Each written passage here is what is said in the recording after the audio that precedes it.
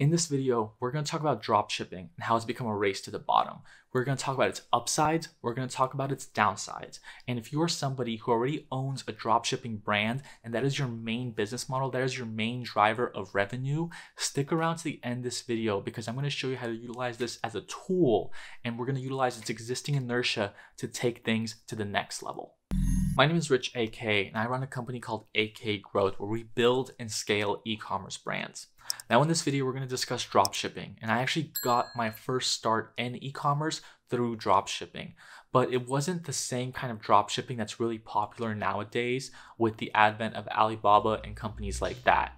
Instead, it was actually more through an original factory setting where I actually had to reach out to the factory, get contracts signed, get all that kind of stuff figured out, and only then could I set up my dropshipping store. Now this was almost 8-10 years ago, so this was quite a long time ago. But over the years, I kept up with dropshipping. I kept learning more about it. I've done overseas things, and I've tried a lot of different methods in order to see how dropshipping does work and how dropshipping doesn't work. Now, there's obviously a lot of people, especially on YouTube, who have a ton of success with e-commerce dropshipping, and that's great and that's wonderful, and I hope that you're one of them. But in this video, I really want to emphasize why dropshipping is more of a tool versus an end strategy, which a lot of these e-commerce dropshipping people like to point out that it's the thing that's made them who they are and they're never going to stop doing it. And while dropshipping is great and has a lot of benefits, it also has a lot of side effects. And its long-term strategies do not mimic its short-term strategies and the short-term benefits that it portrays. So the first thing that I want to talk about is quality control. If you're someone who's just utilizing Alibaba and other overseas companies in order to dropship your stored products, you really need to think about what that's doing for the customer itself. At the end of the day, the quality control is by far one of the most important factors outside of the other two important factors that I'm going to discuss in this video. And quality control is the thing that dictates whether someone will ever come back to your store or not. Now, if you have good quality control and you know exactly what you're selling and people are extremely happy with the products they receive, that's wonderful, that's great. But a lot of the times we find products on dropshipping that is a quick seller that makes you a ton of money really fast. You run ads to it, you get people to buy in, they get their product, and then you never hear from them again. That's a problem because as ad prices rise, it makes it harder and harder to get a customer and actually profit off of that customer. You have to create larger margins for yourself. You have to be a lot more intuitive and smarter with how you run ads, which platforms you can run ads on, and it's a never-ending game. Instead, what I teach on this channel is how you can take your customer and you can expand their lifetime value. How you can run a customer through the ladder of getting them to buy over and over and over and over from you again. And a lot of people in dropshipping just can't get that method to work very well because once someone receives an item from an overseas factory, that's not what they expect. You might be the best person in the world at branding your company and your website, but with the moment they receive a product that was not within your control, that was not within your fulfillment, it makes it very hard to believe and trust that company that they purchased from. So quality control issues is the number one thing. And one of the things that I actually started out with was finding a factory that was in state, that was in the country. I live in the United States personally, and you can probably do this in a lot of other countries as well. But try to stick to your own domestic country if you're going to be utilizing dropshipping as a method, and actually find a company, find a warehouse, find a factory that offers dropshipping services. A lot of the times it's not just as simple as getting a Chrome extension plugin and being like click, click, click, and then getting a dropshipping thing set up. If you really want to run around the quality control issues and get a product that people are going to like and utilize, you're going to have to manually reach out to these warehouses and to these factories. And then you have to manually set up the contracts with them in order to get dropshipping set up. Now that's obviously a lot more tedious than just clicking around, but it will circumvent that quality control issue. Number two is the fulfillment process. Now, a lot of people, when they try to build a company, they try to build a brand, they think to themselves that fulfillment is just a negative and it should be avoided at all costs. There's a ton of companies out there that only do fulfillment services. But when it comes to fulfillment, it's kind of a double-edged sword, because you do want to have control over the fulfillment process, because the product that your customer receives is what they're going to perceive your company and your brand as. It is going to be the thing that directly correlates to how they see the quality of your actual branding process. And so once again, you can have the best design, the best copy, the best photos in the world, but if they receive a product that feels really cheap, feels really crappy, the packaging is off, something's weird, like there's foreign text on it, all these other types of things, that fulfillment process is highly lacking. And the chances of that person ever coming back to you is very slim.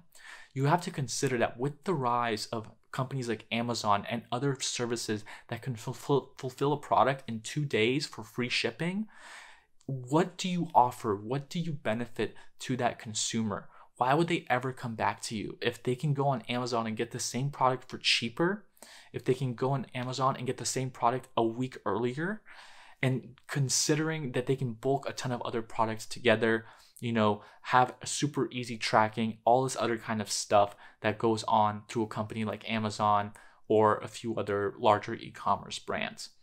The beauty of having an e-commerce brand that you own is you actually get to control the branding, you get to control the styling, you get to control everything that is put onto that website. And when you do drop shipping, you need to understand that the quality control, the fulfillment process, the shipping times, all of that is a major factor in getting a person to come back and buy with you. So make sure that if you're going to be doing drop shipping, you at least order the item for yourself and see how it arrives.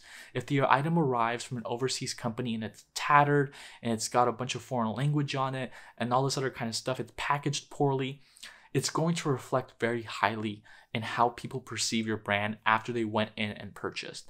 And just because somebody does not refund you does not mean that they're going to be excited to order from you again. So that's always a very important thing to consider. In fact, a lot of people won't refund, but that doesn't make that a benefit, as some people might state. In fact, it makes it worse, because the third thing that we're going to talk about is the sharing components. And the sharing component is one of the most important factors, because it is the thing that gets other people to talk about you.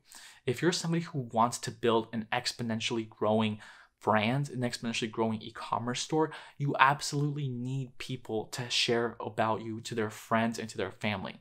And if they receive something that feels off, that feels cheap, that feels like a knockoff, they're not going to share that with their friends, because that's going to reflect on them. It's not only going to reflect on you, it's going to reflect on them personally. And everything that we do is a reflection of ourselves to other people.